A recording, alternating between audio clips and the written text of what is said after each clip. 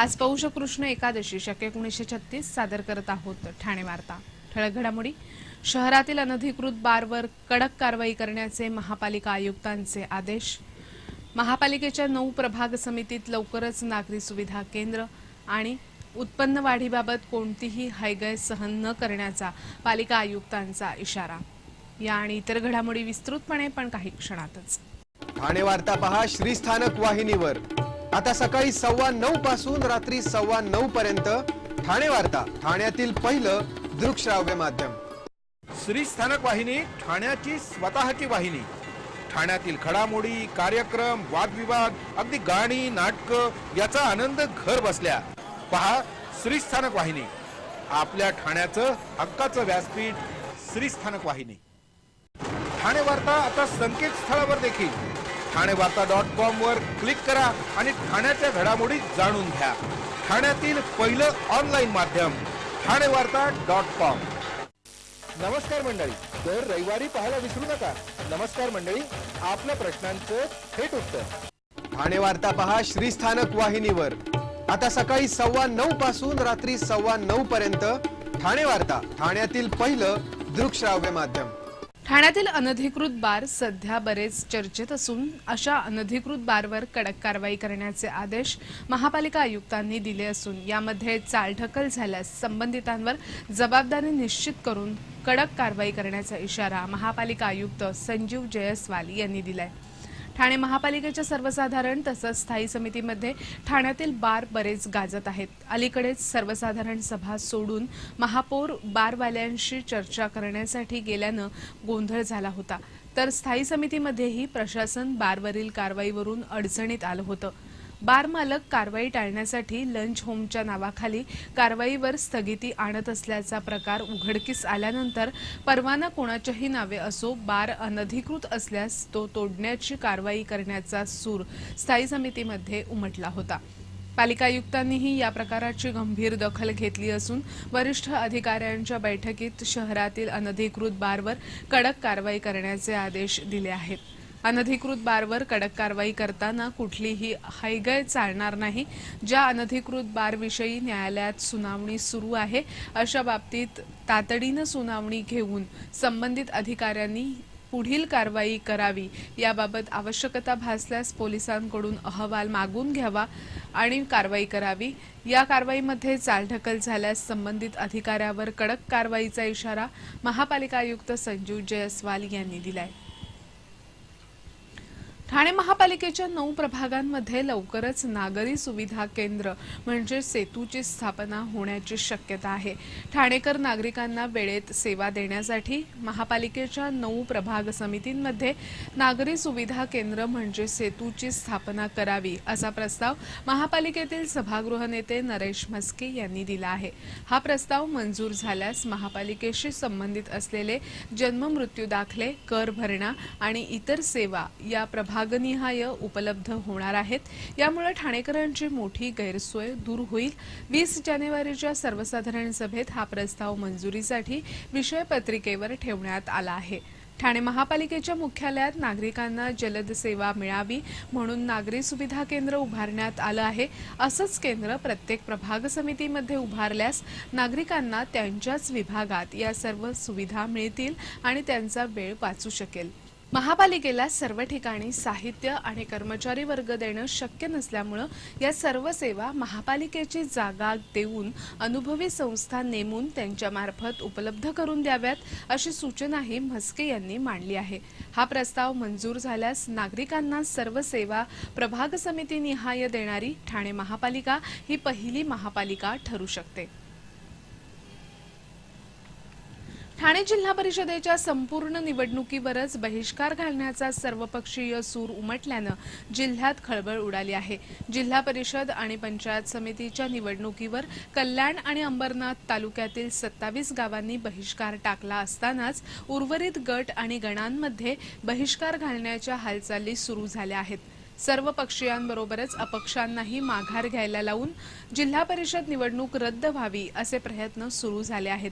जिल्ह्यातील नागरीकरण झालेल्या गावांमध्ये नगरपंचायत अथवा नगरपरिषद स्थापन करण्याचा शासनाचा प्रयत्न आहे।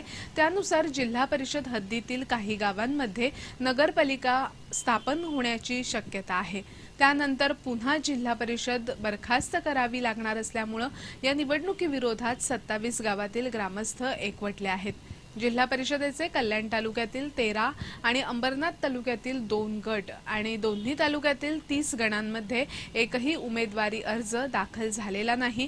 पालकमंत्री एकनाथ शिंदे यांच्यासह जिल्ह्यातील सर्वपक्षीय नेत्यांची काल ठाण्यात बैठक झाली। यावेळी ग्रामस्थांचं हित आणि वारंवार निवडणूक टाळण्यासाठी जिल्हा परिषद निवडणूक होऊ न देण्याचा निर्णय घेण्यात आला। या बैठकीत प्रत्येक पक्षाच्या नेत्यानं उमेदवारी मागे घेण्यास सहमती दर्शवली। प्रत्येक पक्षाच्या पदाधिकाऱ्यांनी आपल्या उमेदवारांचे अर्ज मागे घ्यावेत, त्यानंतर अपक्षांची समजूत काढावी असा निर्णय या बैठकीत झाल्याचं सांगितलं जातं।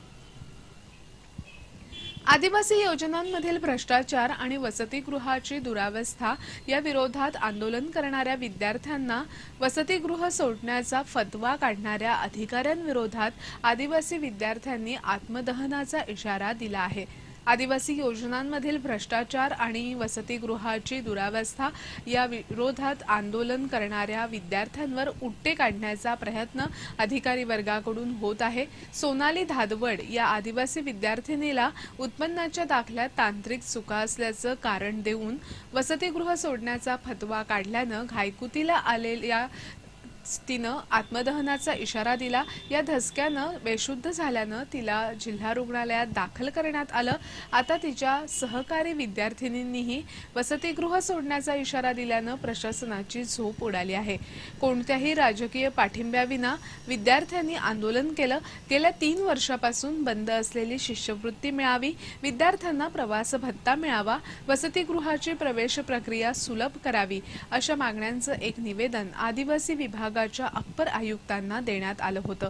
या आंदोलनात कोपरीतील आदिवासी विद्यार्थ्यांच्या वसतिगृहातील 65 विद्यार्थ्यांचा सहभाग होता।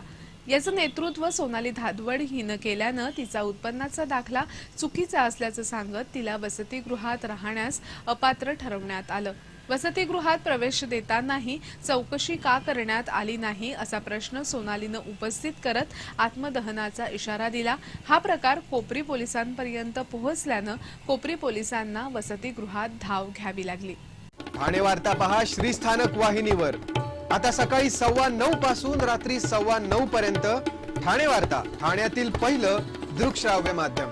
आपला परिसर स्वच्छ आणि सुंदर ठेवण्यासाठी ठाणे महापालिकेत सहकार्य करा। ओला सुका कचरा वेगवेगळा जमा करा आणि रोगराईपासून मुक्तता मिळवा।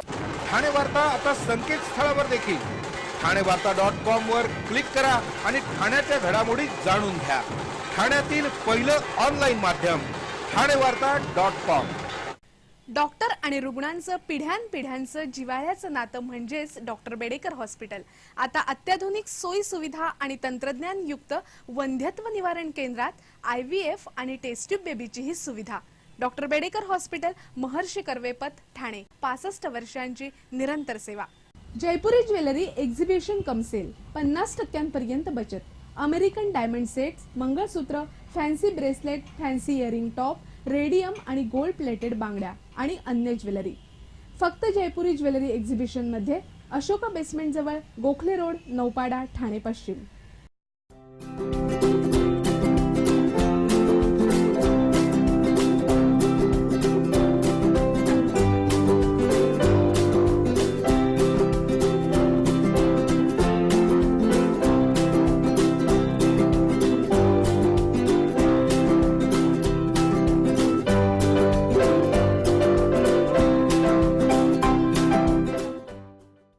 ठाणे वार्ता पहा श्रीस्थानक वाहिनीवर।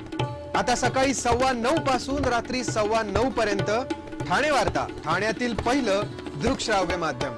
प्रचंड पराक्रम करणारे संभाजीराजे फंदफितुरीमुळे पकडले गेले, पण अनन्वित हाल सोसत त्यांनी पत्करलेल्या हौतात्म्यानं महाराष्ट्र धर्म दाही दिशा उजळून निघाला आणि औरंगजेबाला पराभवाची चव चाखावी लागली, असे प्रतिपादन डॉक्टर सदाशिव शिवदे यांनी रामभाऊ म्हाळगी व्याख्यानमालेत केलं। 14 जानेवारी 1680 मध्ये छत्रपती संभाजी राजांचा राज्याभिषेक झाला आणि बरोबर 335 वर्षांनी राजांवर व्याख्यान गुंफण्यात आल्याचा योगायोग त्यांनी यावेळी व्यक्त केला. 1681 मध्ये अवघा महाराष्ट्र जिंकण्याची प्रतिज्ञा करून 5 लाखांसह सैन्यासह आलेल्या औरंगजेबाला छत्रपती संभाजीराजांनी पाणी पाजलं. किल्ल्यावरील 400 निष्ठावंत मावळ्यांनी दगड धोंडे गोफणीतून दगडांचा मारा आणि शत्रूची रसद बंद करून त्याला जेरीस आणलं होतं.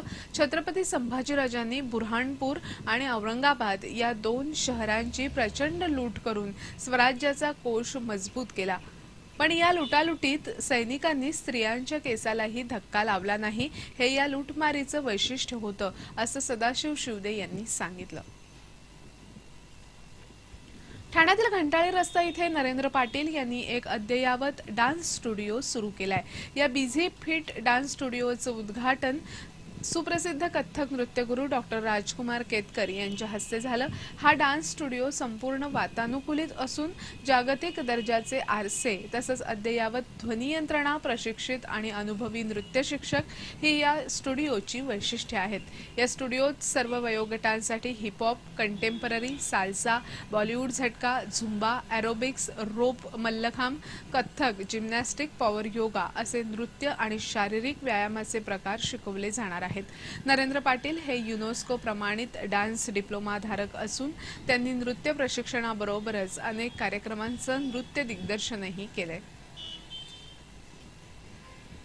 ठाणे लाचलुचपत प्रतिबंधक विभागानं 20,000 रुपयांच्या लाच प्रकरणात अटक केलेल्या प्रल्हाद बिराजदार यांच्या घरावर छापा मारून 13 लाखांच्या रोख रकमेसह 75 लाखांची संपत्ती जप्त केली आहे. रायगड जिल्हा परिषदेमध्ये पाणीपुरवठा विभागात कार्यकारी अभियंता असणाऱ्या प्रल्हाद बिराजदार यांना 20,000 रुपयांची लाच स्वीकारताना अटक करण्यात आलं होतं. त्यांच्या झडतीत 70,000 रुपये रोख आणि घरातून 12,40,000 रुपयांची रोख रक्कम तसंच 400 ग्रॅम सोन्याचे दागिने हस्तगत करण्यात आले आहेत. त्यांच्या बँकेच्या पासबुकामध्ये 47 लाखांची उलाढाल दिसत असून लाचलुचपत प्रतिबंधक विभागानं 75 लाखांची संपत्ती जप्त केली आहे.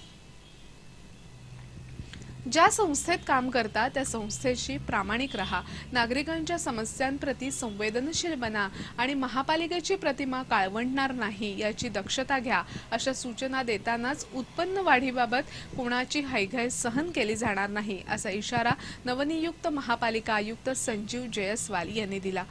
महापालिका कामकाजाचा आढावा घेताना अधिकारी कर्मचाऱ्यांच्या घेतलेल्या बैठकीत त्यांनी हा इशारा दिला. नागरिकांच्या तक्रारींचा जलदगतीनं निपटारा व्हावा यासाठी यापुढे कॉमन मॅन रजिस्टर ठेवण्यात येणार असून नागरिकांच्या तक्रारींवर काय कारवाई झाली याचा आढावा दर आठवड्याला घेतला जाईल, असं पालिका आयुक्तांनी स्पष्ट केलं. महापालिका उत्पन्नाचे स्रोत वाढवतानाच विविध विभागांना उत्पन्नाचे जे लक्ष्य दिलं आहे ते पूर्ण केलं जावं, त्यामध्ये हयगय सहन केली जाणार नाही, असा कडक इशाराही पालिका आयुक्तांनी या बैठकीत दिला.